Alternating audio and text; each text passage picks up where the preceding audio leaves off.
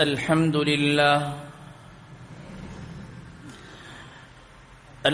لله نحمده ونستعينه ونستغفره ونؤمن به ونتوكل عليه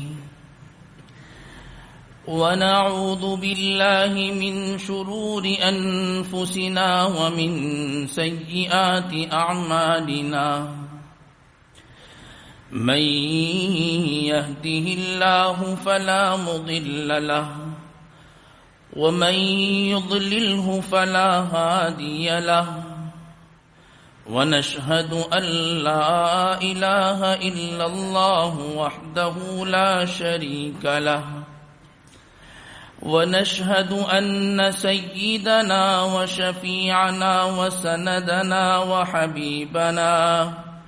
وحبيب ربنا ومولانا محمدا عبده ورسوله أما بعد فأعوذ بالله من الشيطان الرجيم بسم الله الرحمن الرحيم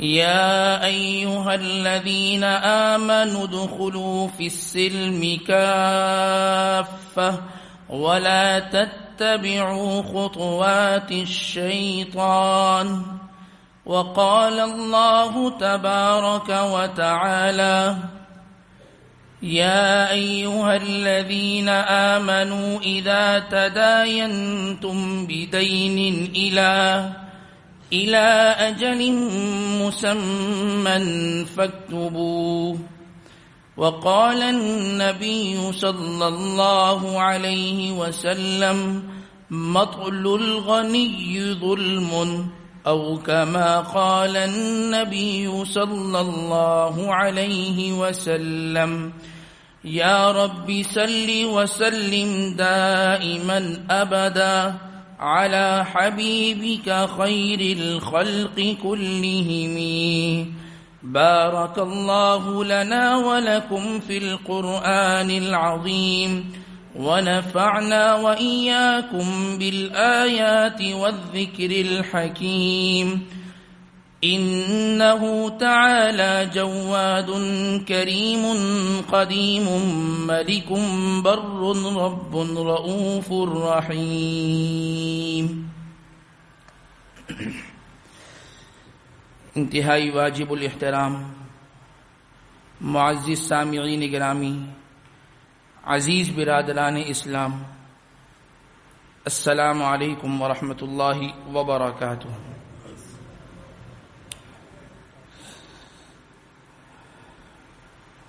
عزیز دوستوں، ہم میں سے ہر مسلمان کی یہ کوشش ہوتی ہے کہ وہ مکمل دیندار بن جائے، اور مسلمان کی ایک یہ شان بھی ہے کہ وہ ہر وقت اس کوشش میں لگا رہے، اس فکر میں لگا رہے کہ میں دین پر عمل کرنے والا بن جاؤں. ہمارے ہاں دیندار کسے سمجھا جاتا ہے؟ ہمارے یہاں دیندار اس شخص کو سمجھا جاتا ہے جو نماز پڑھتا ہو، جو روزہ رکھتا ہو، اللہ کی راہ میں مال خرچ کرنے والا ہو، لوگوں سے اچھے اخلاق سے ملنے والا ہو، جس کا عقیدہ درست اور صحیح عقیدہ ہو. ہمارے یہاں اس شخص کو دیندار سمجھا جاتا ہے، اور لوگ اس کے بارے میں یہ نظریہ قائم کرتے ہیں کہ یہ شخص دیندار ہے، اور وہ بھی اپنے آپ کو دیندار سمجھتا ہے. اسلامی رسومات پر عمل کر لینا یہ کامل دیندار ہونے کی نشانی اور علامت نہیں ہے. دین کے 5 شعبے ہیں. شاید پہلے کسی نے سنا ہو یا نہ سنا ہو، آج ہم یہ بات آپ کی خدمت میں عرض کر دیتے ہیں کہ دین کے 5 شعبے ہیں. ان 5 شعبوں پر جو شخص عمل کرے گا وہ شخص کامل دیندار ہوگا، اور جو شخص 3 پر عمل کرتا ہو اور بقیہ 2 کو چھوڑ دیتا ہو، 4 پر عمل کرتا ہو، 1 کو چھوڑ دیتا ہو، دیندار تو کہلائے گا لیکن کامل دیندار نہیں کہلائے گا، مکمل دین پر عمل کرنے والا نہیں کہلائے گا۔ وہ 5 شعبے کیا ہیں؟ پہلا شعبہ عقائد، انسان کا عقیدہ درست ہونا چاہیے۔ اگر عقیدے کے اندر خرابی ہوئی تو بقیہ سارے معاملات اس کے خراب رہیں گے۔ پہلی چیز عقیدہ۔ دوسری چیز عبادات کرنے والا ہونا چاہیے۔ عبادت کے اندر ڈنڈی مارنے والا یہ دیندار شمار نہیں ہوتا۔ تیسری چیز اخلاقیات، اس کے اخلاقیات اچھے ہونے چاہیے، ایک اچھے اخلاق سے، نبوی اخلاق سے لوگوں کے ساتھ پیش آنے والا ہونا چاہیے۔ چوتھے نمبر پر معاملات کے اندر درستگی ہونی چاہیے، معاملات سیدھے ہونے چاہیے، لوگوں سے لین دین کا معاملہ وہ صاف ستھرا ہونا چاہیے۔ اور 5ویں نمبر پہ کیا ہے؟ معاشرت، جو لوگوں کے ساتھ رہن سہن، ان کے ساتھ زندگی گزارنا، معاشرے میں لوگوں کے ساتھ کس طریقے سے رہنا ہے، اس چیز کو وہ اچھی طریقے سے جانتا ہو اور اپنی عملی زندگی میں لانے والا ہو۔ تو جو شخص ان 5 چیزوں پر عمل کرے گا وہ شخص کامل دیندار ہوگا۔ نماز پڑھنے والا یہ کہیں یہ دیندار ہے، یہ چیز درست نہیں۔ ہاں یہ کہہ سکتے ہیں کہ یہ شخص نمازی ہے، جی یہ شخص روزے دار ہے، اللہ کی راہ میں مال خرچ کرنے والا ہے، جی یہ کہا جا سکتا ہے جی یہ سخی ہے، انفاق فی سبیل اللہ کے اندر بڑھ چڑھ کر وہ حصہ لیتا ہے، لیکن کامل دیندار نہیں ہے۔ ہم عبادت کے موضوع پہ، عقائد کے موضوع پر گفتگو کرتے رہتے ہیں۔ آج کا جو ہمارا یہ موضوع ہے اور جس موضوع کا ہم نے انتخاب کیا ہے، ان 5 شعبوں میں سے بڑا اہم شعبہ اور ہماری زندگی کے اندر سب سے کم وہ شعبہ پایا جاتا ہے، وہ معاملات کی صفائی ہے، مالی معاملات کی صفائی۔ اس موضوع کو لے کر انشاءاللہ آج ہم آپ کے سامنے چند گزارشات رکھیں گے اور کچھ گفتگو کریں گے۔ ہم اگر قرآن پاک کا مطالعہ کریں، اللہ تبارک و تعالی قرآن پاک کے اندر ذکر فرماتے ہیں، یا ایھا الذین آمنوا، اے وہ لوگو جو اللہ اس کے رسول پر ایمان لائے، ادخلوا فی السلم کافہ، پورے کے پورے اسلام کے اندر داخل ہو جاؤ، ولا تتبعوا خطوات الشیطان، شیطان کی باتوں میں مت آنا۔ بس ٹھیک ہے نماز پڑھ لی آپ دیندار ہے، بھائی آپ تو ایام 20 کے روزے رکھتے ہیں، اس زمانے میں کون رکھتا ہے؟ ماشاءاللہ آپ دین پر عمل کرنے والے اور کامل دیندار ہیں۔ معاملات کی جو لائن ہے نا، یہ یاد رکھیے، انسان کی زندگی میں دین عبادات سے داخل ہوتا ہے۔ ایک لڑکا ہوتا ہے، نوجوان ہوتا ہے، شروع میں کوئی مال نہیں ہوتا اس کے پاس، اپنے والدین کے جو ہے وہ بلبوتے پہ زندگی گزار رہا ہوتا ہے، ان کے خرچے سے اپنی زندگی کو جو ہے وہ گزار رہا ہوتا ہے، عبادت اس پر لازم ہوتی ہیں، نماز پڑھنا شروع کرتا ہے، اس کی زندگی میں دین آنا شروع ہوا، نماز پڑھنا شروع ہوا، روزے رکھنا شروع ہوا، قرآن پاک کی تلاوت کرنا شروع ہوا، اس راستے سے انسان کی زندگی میں دین آتا ہے۔ اور یاد رکھیے معاملات کی لائن سے انسان کی زندگی سے دین نکل رہا ہوتا ہے۔ ہم عبادات کے اندر صف اول کے اندر نماز پڑھنے کو اپنا جو ہے اپنے لیے بڑی خوش نصیبی کی بات سمجھتے ہیں، لیکن کیا ہم لوگوں کے ساتھ لین دین کے اندر معاملات کو صاف رکھنا، اس کی بھی ہم کوشش کرتے ہیں؟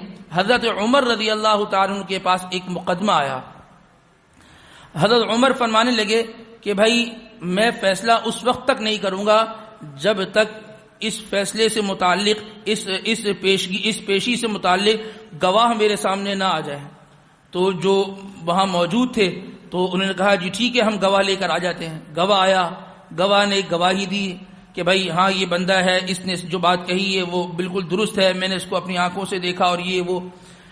حضرت عمر رضی اللہ تعالیٰ عنہ نے اس گواہ کا پوسٹ مارٹم کر دیا، فرمایا کہ تم جو اس کے حق میں گواہی دے رہے ہو، تم کیوں گواہی دے رہے ہو؟ تم نے اس شخص کو کیسا پایا ہے؟ اس شخص نے کہا کہ میں اس کو نمازی دیکھتا ہوں، جی یہ نماز پڑھتا ہے اور ماشاءاللہ اور جو ہے صف اول کا نمازی ہے، تہجد گزار ہے، روزہ رکھتا ہے، تو اس وجہ سے میں اس کے حق میں گواہی دینے کے لیے آیا ہوں۔ تو فرمایا کہ کیا تم نے کبھی اس کے ساتھ مالی معاملہ کیا ہے؟ میں کہ نہیں، مالی معاملہ تو میں نے کبھی اس کے ساتھ نہیں کیا، تو تمہیں گواہی دینے کی اجازت نہیں ہے۔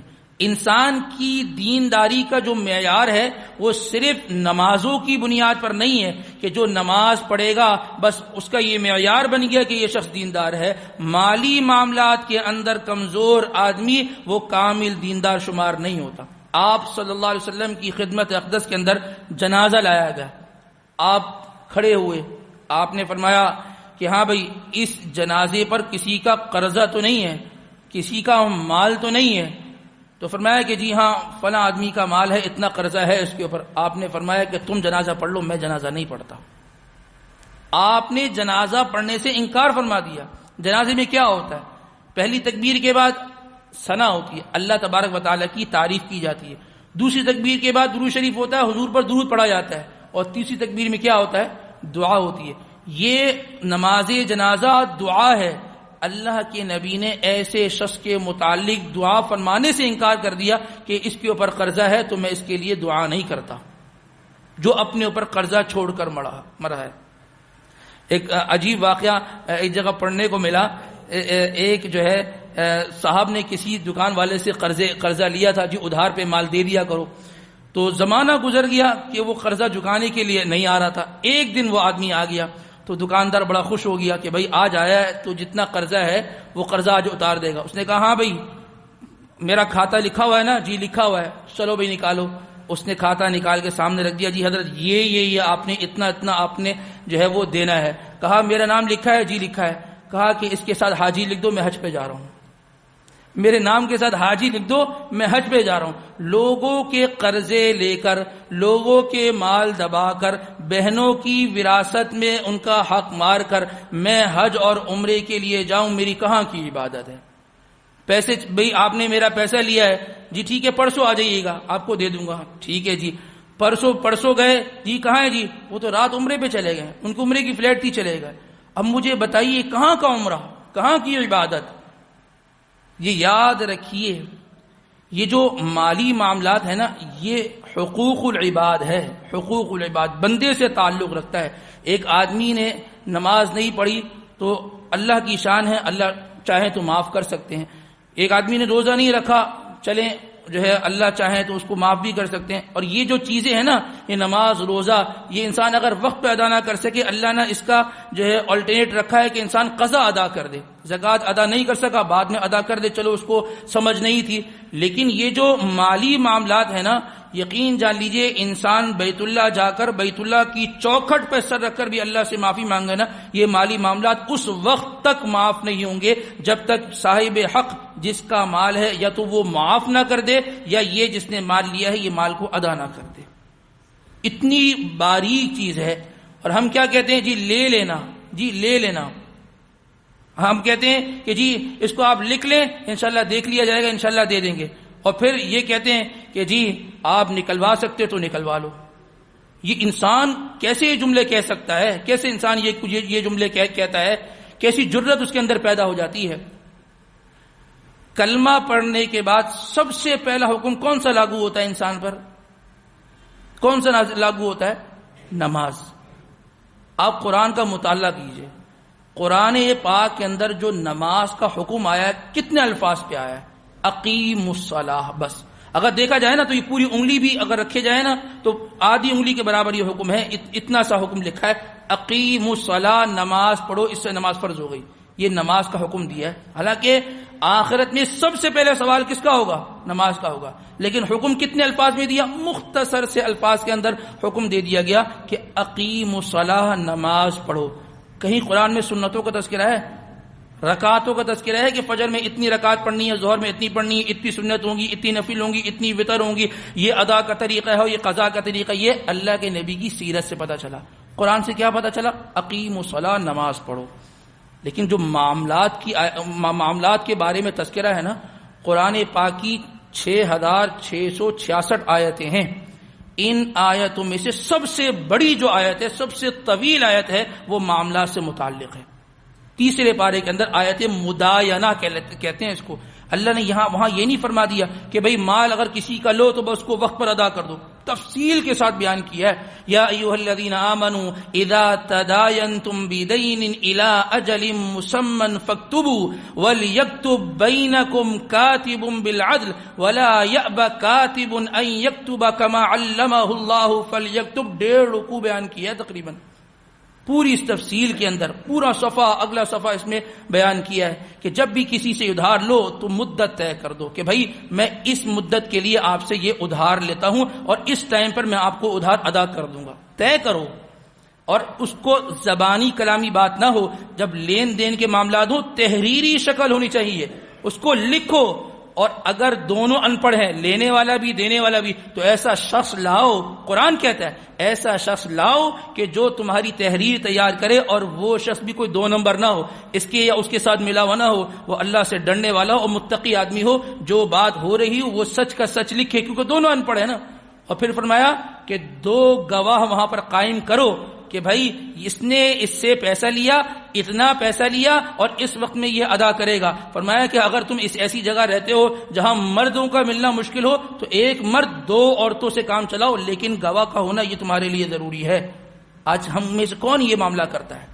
ہم دیکھیں نا, ہم اگر کاروباری لائن کے اندر اتریں, مارکیٹوں میں اتریں, تو کون ادھار, اکثر معاملات ہماری یہاں مارکیٹوں کے اندر جو ہوتا ہے وہ ادھار پر چلتا ہے. آپ مال بھیجیں گے انشاءاللہ ہم اتنے دنوں میں آپ کو پیسے دے دیں گے. کوئی تحریر ہوتی ہے, کوئی گواہ ہوتا ہے, کوئی اس میں لکھت پڑھت کے معاملات ہوتے ہیں. پھر کہتے ہیں جی معاشی نظام بڑا کمزور ہے.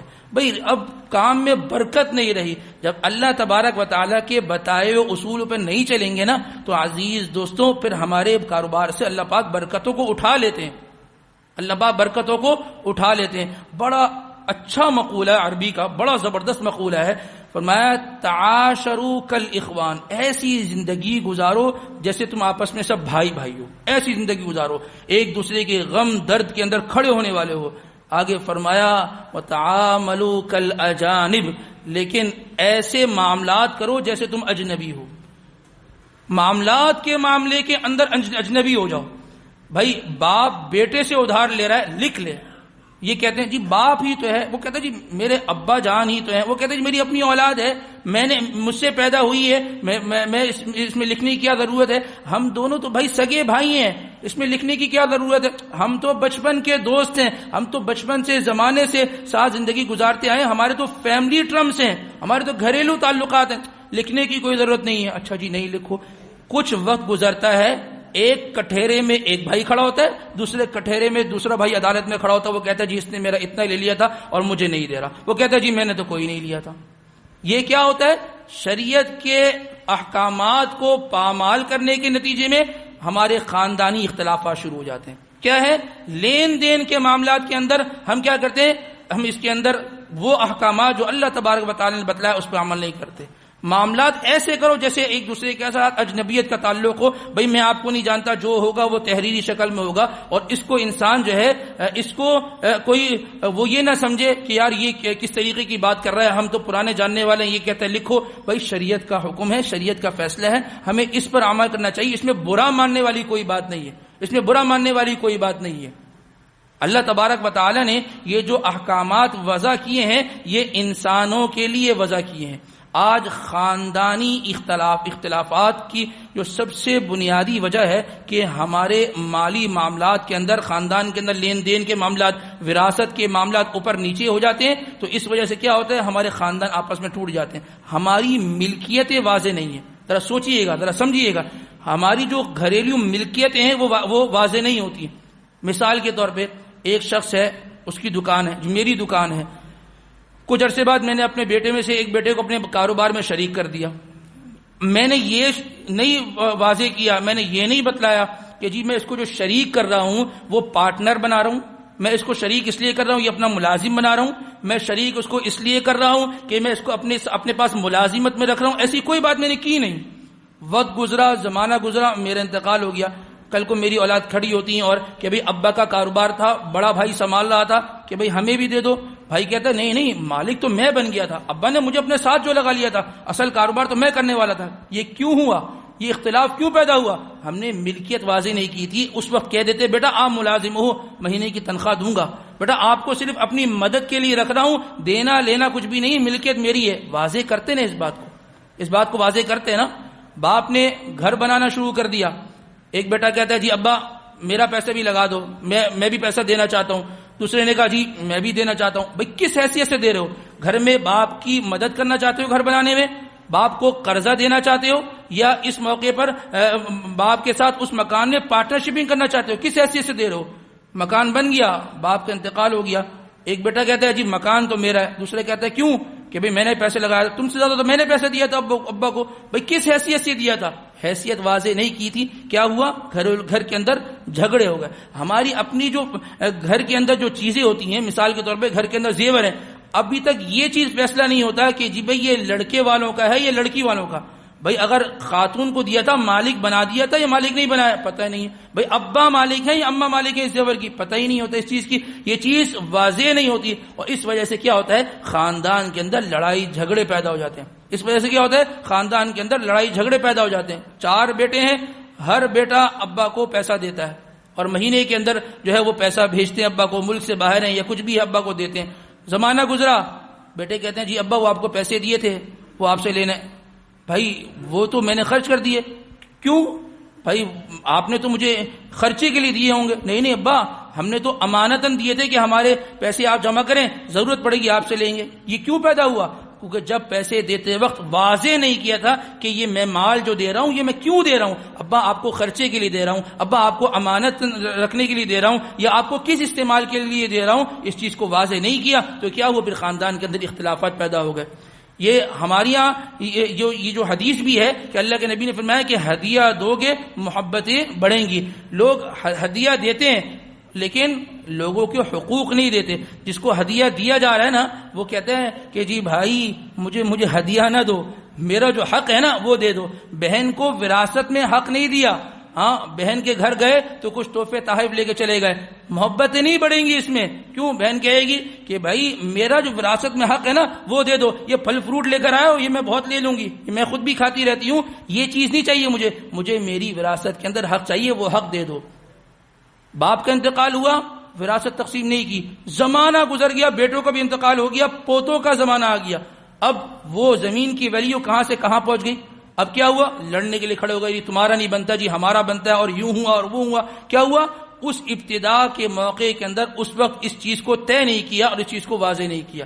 یاد رکھیے عبادت کی لائن سے دین تو آ جاتا ہے, معاملات کی لائن سے دین نکل جاتا ہے. اللہ کے نبی کا ارشاد ہے مطل الغنی یہ ظلم, یہ ٹال مٹول کرنے والے, آج لے لینا کل لے لینا, اس طرح لے لینا اس طرح لے لینا, میں بھیجتا ہوں میں آتا ہوں آپ بندہ بھیج دینا, یہ سب کرنے والا یہ ظالم شخص ہے. اور اللہ تبارک و تعالیٰ کبھی کسی ظالم کا ساتھ نہیں دیتے, اللہ تبارک و تعالیٰ کسی ظالم کا ساتھ نہیں دیتے. ہمیں اس بات کو چاہیے کہ ہم اپنی ایک کاپی تیار کریں, کسی وقت بھی کسی سے مالی لین دین معاملات ہوں اس کو اس وقت تحریر کر لیں کہ بھائی میرا اس سے یہ معاملہ ہو رہا ہے. بھائی 1000 کا معاملہ بھی ہو, مال تو مال ہے نا, ادھار تو ادھار ہے نا, انسان کو اس وقت طے کر لینا چاہیے. ہماری ابھی عجیب رسم و رواج ہے کہ انتقال کے موقع پر کھڑوں کا اعلان ہوتا ہے کہ جی مرحوم سے جو بھی لین دین کے معاملات ہوں وہ ان کی فلاں اولاد کرے گی. ٹھیک ہے, اب وہ نہیں کر کے گیا بیچارہ, وہ تحریری شکل ہونی چاہیے کہ یہ تحریری شکل ہے, باپ بیٹے کو بتا دے کہ بیٹا یہ دیکھ لو کہ یہ میں نے کاپی تیار کی ہے اور یہ فلاں فلاں سے میں نے لیا ہوا ہے, یہ اس میں لکھا ہوا ہے آپ نے فلاں کو دینا ہے یا فلاں سے وصول کرنا ہے, یہ یہاں پر تحریر ہے. اور یہ یاد رکھیے جب انسان کی نیت صاف ہوگی اور انسان جب معاملات کی ادائیگی کی کوشش کرے گا اور شریعت کے احکامات کو پورا کرتے ہوئے لین دین کے معاملات کو چلائے گا, اللہ بھی اس کی مدد کریں گے اور اللہ تبارک و تعالیٰ اس کے اس ادھار کی ادائیگی کے اندر آسانیاں پیدا کریں گے. آج لیتے وقت انسان کہتا تو ہے جی انشاءاللہ دے دوں گا, وہ دل میں کہتا ہے کہ جی میں بے وقوف ہوں جو میں دوں گا, میں ادا کرنے کے لیے تھوڑی لے رہا ہوں, میں تو بس استعمال کرنے کے لیے لے رہا ہوں, اب آپ بھول جاؤ. وہ بیچارہ پیچھے لگا رہتا ہے, زمانہ گزر جاتا ہے اور بیچارہ وہ رلتا رہتا ہے, اور کیا کہتے ہیں جی یہ دیندار ہیں. اللہ معاف کرے. لوگ جو ہے دینی لوگوں کا لبادہ اختیار کر کے وہ اس طریقے کے معاملات کرتے ہیں, اپنی عاقبت بھی تباہ کرتے ہیں. اور دوسرے کو پیسے کو لے کر انسان یہ سمجھے میں کسی کا پیسہ مار لوں میں ترقی کر جاؤں گا, ایسا نہیں ہوتا. یہ سب نکل جاتا ہے. میں نے اگر کسی کا اللہ نہ کرے خدا نہ کرے ناحق جو ہے وہ پیسہ مارا ہو, کہ کسی کا حق میں نے مارا ہو, میں بھی کبھی ترقی نہیں کر سکتا. میں بھی بھگتوں گا، میری اولادوں میں سے جو اولادیں وہ بھی بھگتیں گی۔ انسان حرام کمائے گا، کسی کا حق مار کے اپنے بنگلے کو بنائے گا، اپنے گھر کو بنائے گا، وہ چلے جائے گا مر کے، اولاد عیش کر رہی ہوں گی، وہ کیا ہوگا؟ وہ قبر کے اندر اس کا جو ہے وہ عذاب بھگت رہا ہوگا۔ اس لیے ہمیشہ اپنے مالی معاملات کو صاف رکھنا چاہیے۔ جس طریقے سے ہمارا بڑا زور ہوتا ہے الحمدللہ کہ ہم نماز پڑھیں، صف اول کے اندر رہیں، جمعے کے لیے جلدی آئیں، سنتوں کا اہتمام کر کے آئیں، یہ بھی ہونا چاہیے کہ میری جیب کے اندر کسی دوسرے کا حق نہ ہو، میرے پیسوں کے اندر کسی دوسرے کا حق نہ ہو۔ اس چیز کا بہرحال خیال کرنا چاہیے۔ انشاءاللہ زندگی بالکل پرسکون گزرے گی اور آسانی کے ساتھ انسان کی زندگی بھی گزرتی رہے گی، اور جو موت آئے گی نا بڑی آسانی کے ساتھ آئے گی کہ الحمدللہ میں نے کسی کا لیا نہیں، میں نے کسی کا کھایا نہیں، اور الحمدللہ آسانی کے ساتھ سکون کے ساتھ وہ اللہ تبارک و تعالیٰ کی بارگاہ کے اندر پیش ہو جائے گا۔ اللہ تبارک و تعالیٰ ہمیں کہنے سننے کے ساتھ ساتھ ان تمام تر باتوں پر عمل کرنے کی توفیق نصیب فرمائے۔ وآخر دعوانا الحمدللہ رب العالمین۔